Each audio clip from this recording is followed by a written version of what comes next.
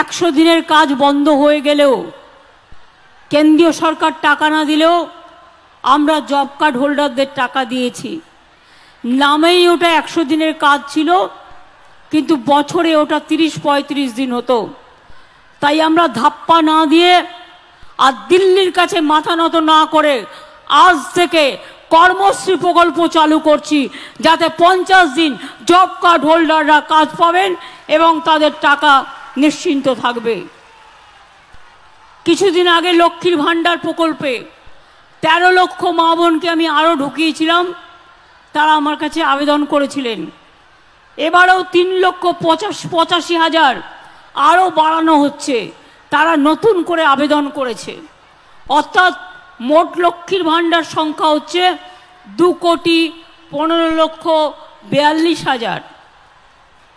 কিছুদিন আগে বার্ধক্য ভাতা 9 লক্ষ বাড়ানো হয়েছিল, এখন আরও 2,40,542 জন বাড়ানো হলো। ফলে বার্ধক্য ভাতা প্রাপকের সংখ্যা 30,34,176 জন হলো।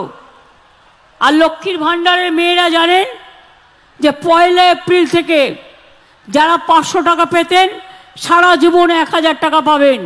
আর যারা তপশিলি আদিবাসী আছেন, যারা 1,000 টাকা পেতেন, তারা 1200 টাকা করে পাবেন। এছাড়াও আশা অঙ্গনওয়াড়ি থেকে শুরু করে সিভিক ভলেন্টিয়ার্স, গ্রিন পুলিশ থেকে শুরু করে সবারটাই বাড়ানো হয়েছে। আমি জানি আমাদের ভিলেজ রিসোর্স পার্সন যারা আছে তারাও ভিলেজে অনেক কাজ করে। আমি তাদের জন্য 750 টাকা বৃদ্ধির প্রস্তাব এখানে রাখছি, যাতে পঞ্চায়েতে তারা ভালো করে কাজ করতে পারেন। এবার আমি আসবো আসল কথায়। এ তো ছিল সরকারি কাজ। এবার যে ইলেকশনের আগে প্রতারণা, ছলনা, বঞ্চনা, নাগরিক অধিকার কেড়ে নেবার চক্রান্ত চলছে, তার সম্বন্ধে একটা কথা বলি, ভালো করে কান দিয়ে শুনুন, কাজে লাগবে। যে রুলসটা কালকে কেন্দ্রীয় সরকার ঘোষণা করেছে, আদৌ এটা বৈধ কিনা আমার সন্দেহ আছে। কোনো ক্ল্যারিটি নেই, টোটাল ভাওতা। ইলেকশনের আগে যুদ্ধ খেলা 19 সালেও করেছিল। 2019 সালে এনআরসির নামে আসামে 19 লক্ষ লোকের মধ্যে 13 লক্ষ বাঙালি হিন্দুকে বাদ দেওয়া হয়েছিল। অনেক মানুষ দুঃখে আত্মহত্যা করেছিল। আজকে যে বিজেপির নেতারা বলছেন ক্যা করে দিলাম, অধিকার দিয়ে দিলাম, এবার আমি আপনাদের কাছে কয়েকটা কোয়েশ্চেন করছি। তার মানে এখন যাদের দরখাস্ত করতে বলা হচ্ছে, তার মানে তারা যেই দরখাস্ত করবেন সঙ্গে সঙ্গে তারা নাগরিক থাকা সত্ত্বেও আপনারা বেআইনি অনুপ্রবেশকারী হয়ে যাবেন। তাহলে আপনাদের সম্পত্তি কি হবে, আপনাদের চাকরি বাকরি কি হবে, আপনাদের ছেলে মেয়েদের পড়াশুনো কি হবে, সবটাই বেআইনি ডিক্লেয়ার হয়ে যাবে। আপনাদের কোনো অধিকার থাকবে না। এটা অধিকার কারার খেলা। যখন আমরা লুডো খেলি দেখেন তো, আমরা ছক্কা মারলে গুটি খোলে। এটা হচ্ছে বিজেপির লুডো খেলার ছক্কা। রাজনীতির আগে ভাবছে আমি করলাম ছক্কা, অ্যাকচুয়াল কিন্তু ওটা হচ্ছে পুট, অর্থাৎ শূন্য। নিট রেজাল্ট হচ্ছে 0। শুধু তাই নয়, আপনারা যেই দরখাস্ত করবেন আপনাদের সব নাগরিকত্ব ক্যান্সেল করে দিয়ে, সব অধিকার ক্যান্সেল করে দিয়ে, এটা এনআরসির সাথে কানেক্টেড মনে রাখবেন, আপনাদের ডিটেনশন ক্যাম্পে নিয়ে চলে যাওয়া হবে। এই দরখাস্ত করবার আগে বারবার ভাববেন, একবার নয় 1000 বার, আমরা মানছি না, আমরা মানব না। একটা মানুষ যদি অধিকার পায় আমি খুশি হব, কিন্তু একটা মানুষ যদি বঞ্চিত হয় তার সামনে দাঁড়িয়ে আমি তাকে শেল্টার দেবো, বাংলা থেকে বিতাড়িত কাউকে আমি করতে দেব না। শুনে রাখুন, আজকে মণিপুরে কত চার্চ পুড়িয়েছে জানেন আপনারা? মণিপুরের মেয়েদের উলঙ্গ করে নৃত্য করা হয়েছে। কোথায় ছিলেন বিজেপি নেতারা? একবার জবাব দেবেন। মনে রাখবেন, যারা এই সময়ে যারা ক্যাতে আবেদন করবেন, কোনো ক্ল্যারিটি নেই, আপনার সব অধিকার কেড়ে নেবে। প্রথমে আপনি নাগরিক ছিলেন, ভোট দিয়েছেন কি দেননি? আমি যারা খুশি হচ্ছেন তাদের বলবো, আপনারা খুশি হলে আমি খুশি, কিন্তু আপনারা দুঃখী হলে আমি দুঃখী। বলুন, ভোট দিয়েছেন কি দেননি এতদিন? বুক বাজিয়ে বলুন সত্যি কথা। আধার কার্ড ছিল কি ছিল না? না। জমি আছে কি নেই? দোকান আছে কি নেই? তাহলে বুঝুন, এই আইনটায় যেই আপনি দরখাস্ত করবেন, আপনি অবৈধ নাগরিক হয়ে গেলেন। তার মানে আপনার কোনো অধিকার আর থাকবে না, আপনি ফরেনার্স হয়ে গেলেন। শুনুন, সারা পৃথিবীতে নিয়ম আছে। কোন রাষ্ট্রে 5 বছর, কোন রাষ্ট্রে 10 বছর, কোন রাষ্ট্রে 3 বছর। যদি বাইরে থেকে কেউ আসেও, তারা যদি সেই বছরগুলো সেই রাষ্ট্রে থাকে, তারা কিন্তু গ্রিন কার্ড পায়, তারা কিন্তু সিটিজেন কার্ড পায়। এই চালুটা কেন করলেন না? আগে তো ডিএমরা নাগরিকের কার্ড দিত, সেই অধিকার কেড়ে নেওয়া হলো। আর আজ বিজেপির হাতে আপনারা দিয়ে দেবেন আপনার ভাগ্য, শুধু একটা ভোটের জন্য, 2টো সিটে জেতবার জন্য। আপনাদের ভাওতা দিচ্ছে, ভাওতা, ধাপ্পা দিচ্ছে, ধাপ্পা। মনে রাখবেন, সব হারাবেন। এটাও যাবে, ওটাও যাবে। আবার দেখুন, সব হিন্দু, শিখ, বৌদ্ধ, জৈন, পার্সি, খ্রিস্টানরা 2015 সালের পরে যারা ভারতে এসছেন, তারা সব বেআইনি হয়ে যাবেন। সংখ্যালঘুরাও তো আছেই। ইচ্ছা করেই কালকের দিনটা বেছে নেওয়া হয়েছে, কারণ কালকে থেকে রমজান মাস শুরু হয়েছে, এটা আমরা বুঝি। বিজেপির খেলা হচ্ছে হিন্দুতে হিন্দুতে ভাগ করে দেওয়া, মুসলিমে মুসলিমে ভাগ করে দেওয়া। বলুন, আফগানিস্তান কি করে এলো? আফগানিস্তান তো ভারতের বর্ডার নয়, তাহলে মায়ানমার কেন এলো না? এটা তো ভারতের বর্ডার। তাহলে বলুন, যেগুলো ভারতের বর্ডার সেগুলো কিন্তু হলো না, সব কিন্তু রাষ্ট্রহীন হয়ে যাবে। এই এনআরসির সাথে যুক্ত, মনে রাখবেন। এই আইন, আপনি যদি নাগরিক না হন, তাহলে সংবিধানের 14 নম্বর ধারা, 21 নম্বর ধারায় সব অধিকার থেকে আপনি বঞ্চিত হবেন কি করে? কোর্টে গেলেও চ্যালেঞ্জ করতে পারবেন না। আপনি তো নাগরিক। শুধুমাত্র 3টি দেশ, আফগানিস্তান, বাংলাদেশ আর পাকিস্তান, আর শুধুমাত্র 6টা ধর্ম, হিন্দু, শিখ, বৌদ্ধ, জৈন, পার্সি আর খ্রিস্ট ধর্ম। মায়ানমার, শ্রীলঙ্কা বাদ, ইসলাম ধর্মও বাদ। এটা ভারতীয় সংবিধানের ধর্ম নিরপেক্ষতার মূলে কঠোর আঘাত করেছে। মনে রাখবেন, এরপরে এর সাথে এনআরসিকে যুক্ত করে দেবে। আপনারা যারা নাগরিক আছেন, এবার বলুন তো একটা ছোট্ট কথা, এরকম অনেক পরিবার আছে, এপার বাংলার সাথে ওপার বাংলার বিয়ে হয়েছে, এখানকার ছেলে ওখানকার মেয়ে, ওখানকার মেয়ে এখানকার ছেলে, তাদের কি হবে?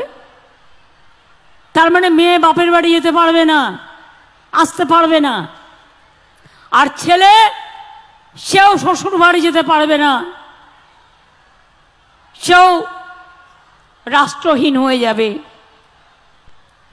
ধর্মের ভিত্তিতে নাগরিকত্ব কখনো শুনেছেন?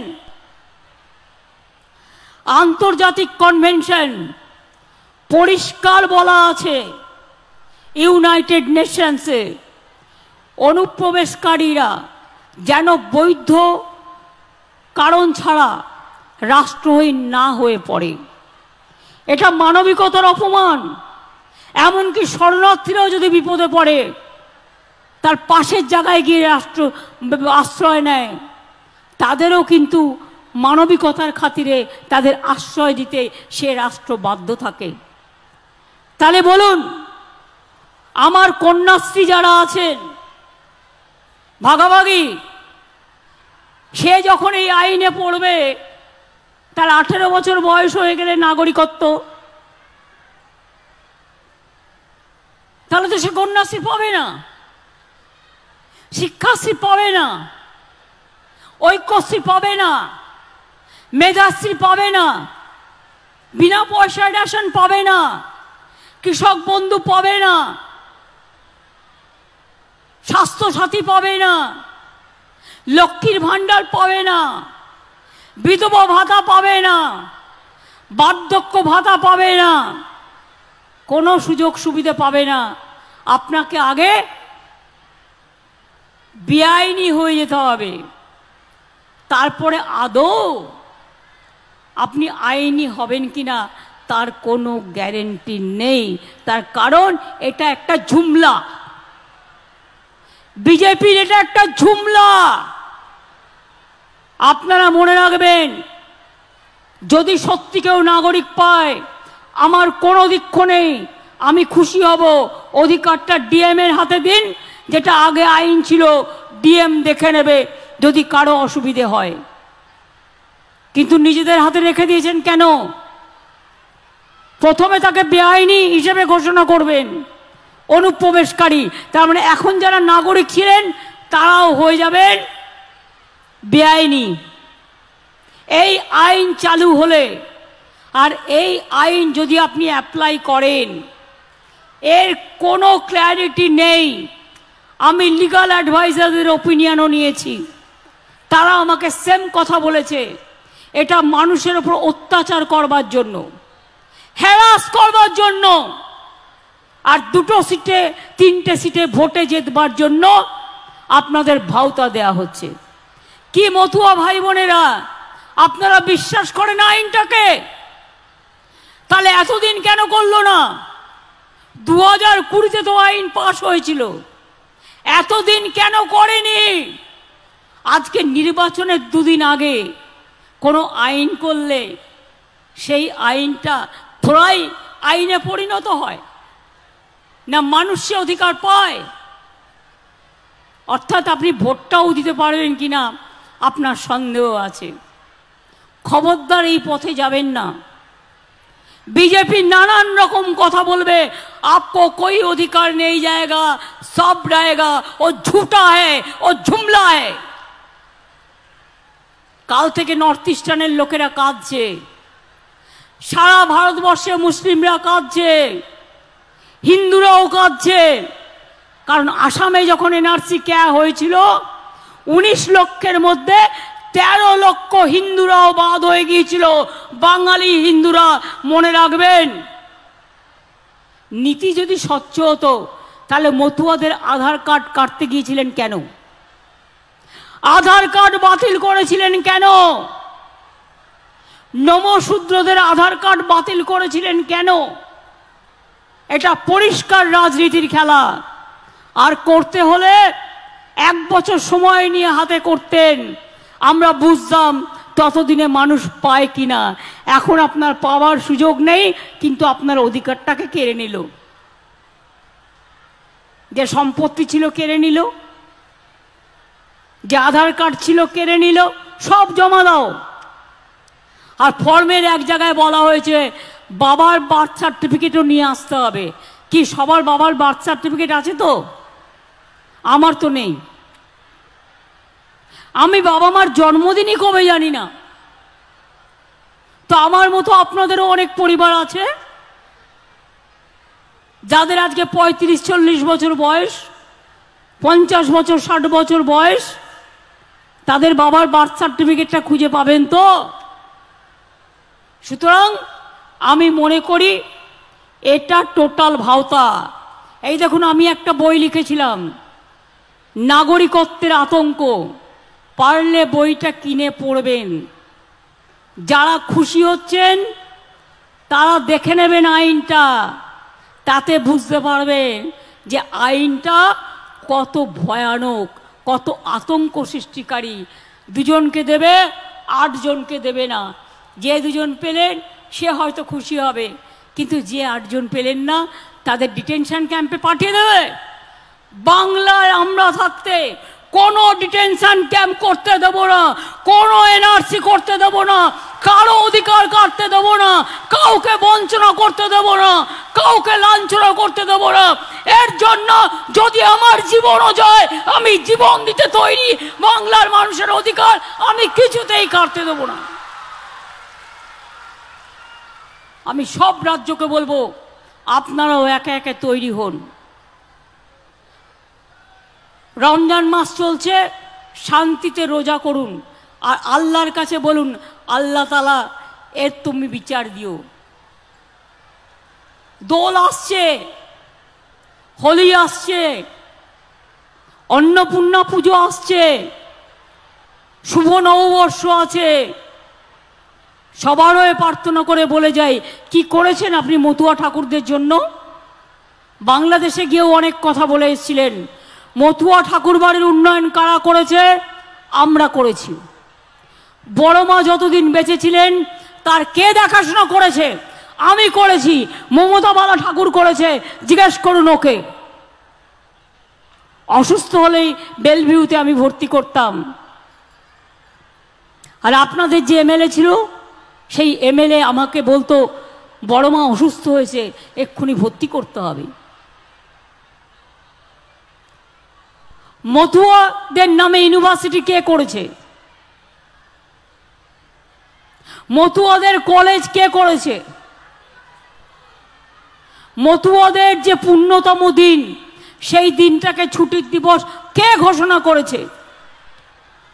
সবটাই করব আমরা। আর তোমরা ভেবো না যে আমরা গাছের আমরা আমরা আমরা হচ্ছি নাগরিক। আমাদের অধিকার নাগরিকের অধিকার, এ অধিকার কেড়ে নেওয়া চলবে না। বাবা মায়ের অধিকার গেলে বাচ্চাগুলো থাকবে কোত্থেকে? কার কাছে থাকবে? কত শিশু অসহায় হয়ে যাবে, কত মানুষ অসহায় হয়ে যাবে।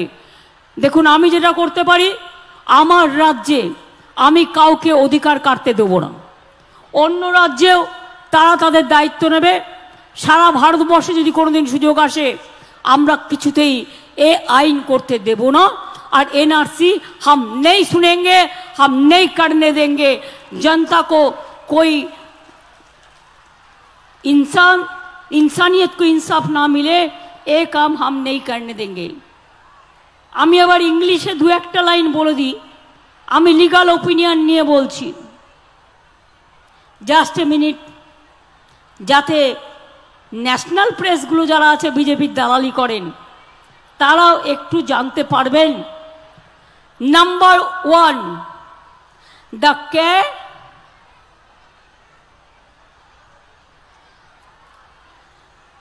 মনে রাখবেন, SLP sorry number 1,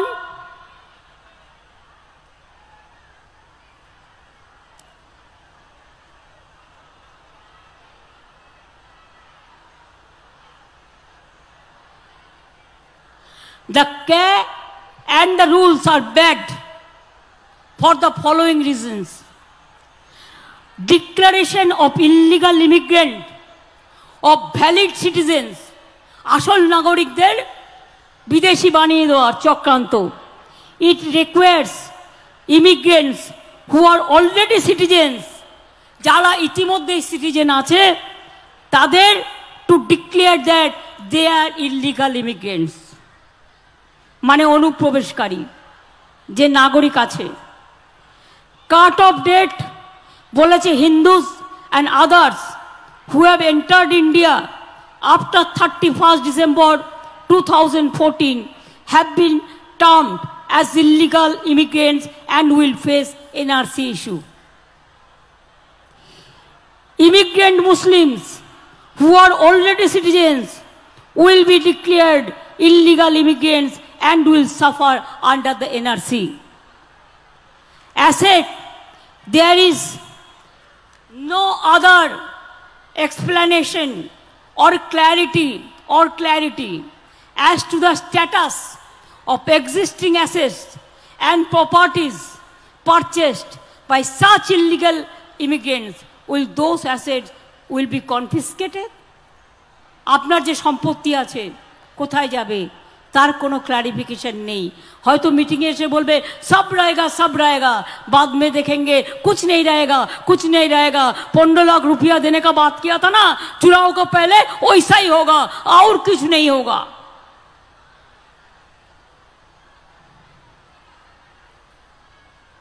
proof document parents birth certificate,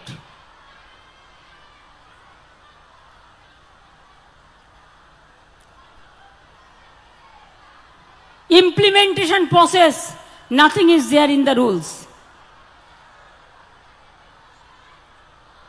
Unconstitutional. The care and the rules are unconstitutional and discriminatory under rule article 14 of the Constitution, fundamental right to equality.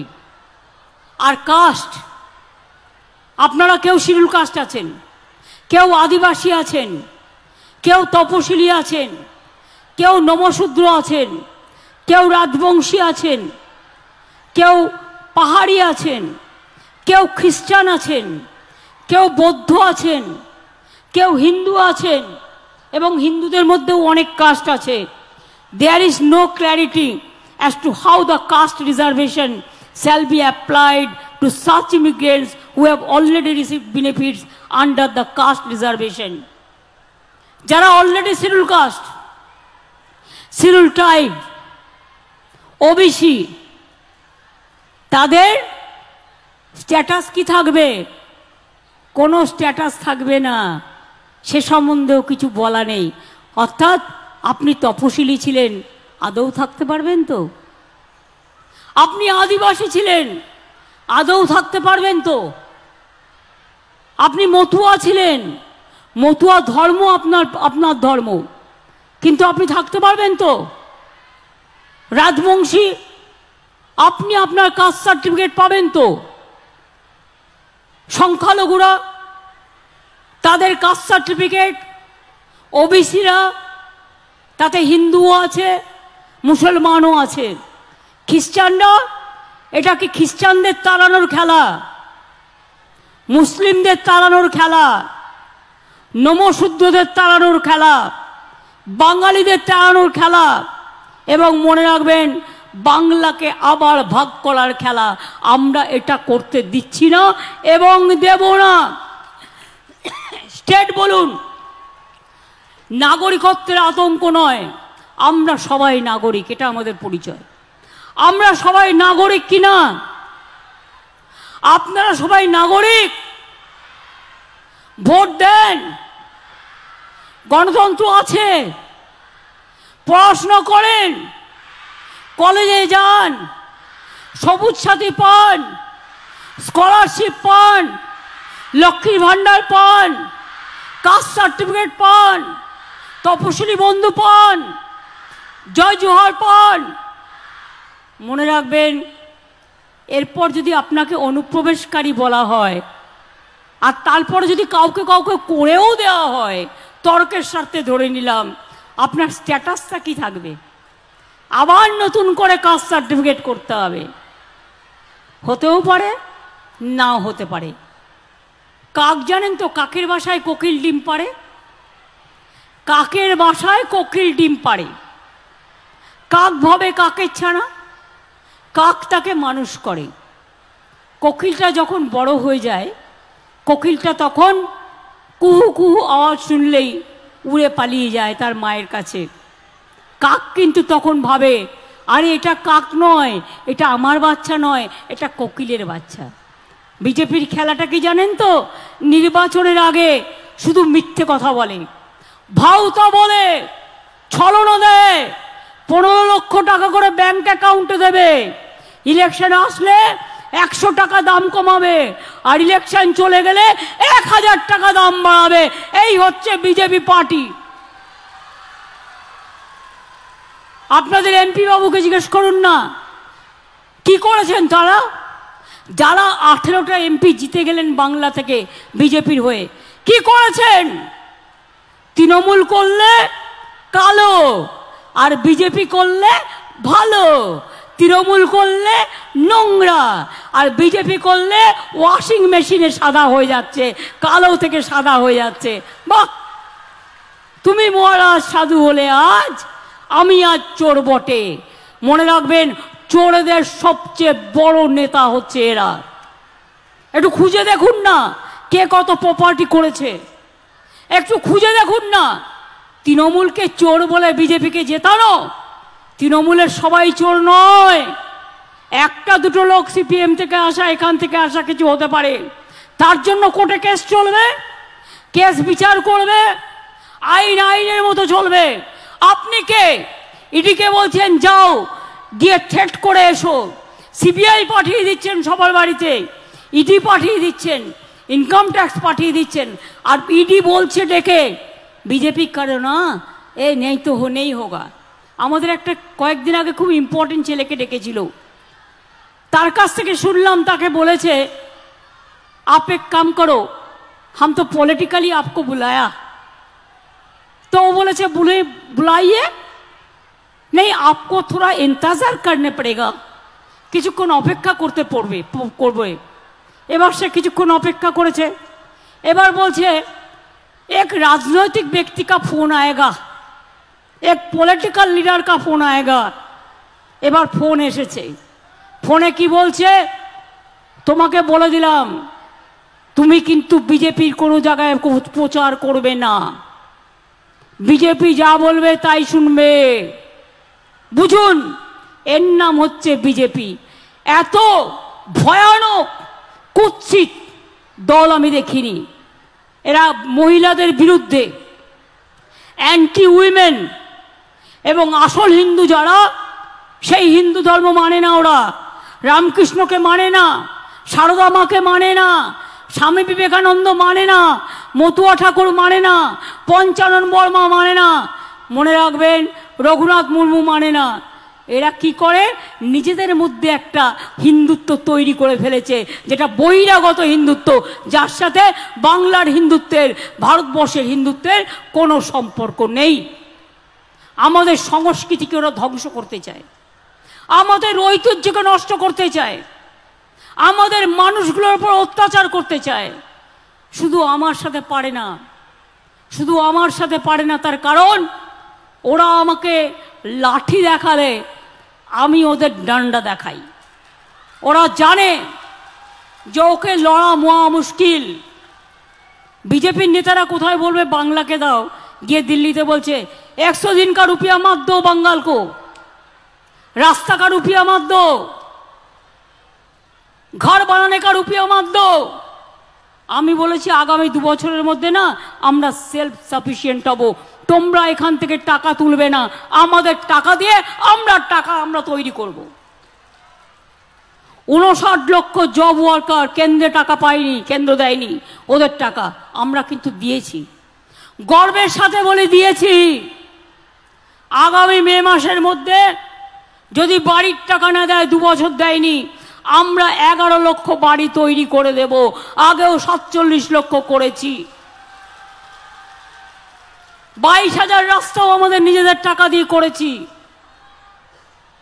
মনে রাখবেন, কর্মশ্রী সেই জন্য আমরা তৈরি করে দিয়েছি, আজ থেকে চালু হয়ে গেল।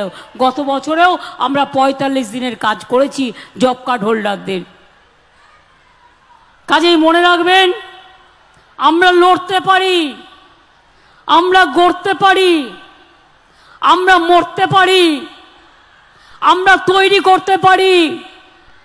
খালিস্তানি বলছে আজকে পাঞ্জাবি শিখ ভাই, একজন পুলিশ অফিসার, তারা পাগড়ি পরে, আর্মিতেও পরে, শিখ দেখলে বলছে খালিস্তানি, মুসলিম দেখলে বলছে পাকিস্তানি, বাঙালি দেখলে বলছে বাংলাদেশি। দিল্লিতে জিজ্ঞেস করবেন বাংলাদেশি বলে কত বাঙালি লোকের ওপর অত্যাচার হয়েছে। আরে আমাদের ভাষাটা এক, এ তো আমাদের অপরাধ নয়। অবিভক্ত বাংলায় দুটো বাংলাই তো এক ছিল। আমরা যে ভাষায় কথা বলি ওরাও সে ভাষায় কথা বলে। বাংলাদেশের বাংলা ভাষা শুনলেই বিজেপির পিত্তি চটে যায়। বাংলাকে ওরা পছন্দ করে না। আমরা তো হিন্দি ভাষাকে ভালোবাসি, আমরা তো জৈনদের ভালোবাসি, আমরা তো খ্রিস্টানদের ভালোবাসি, আমরা তো বৌদ্ধদের ভালোবাসি।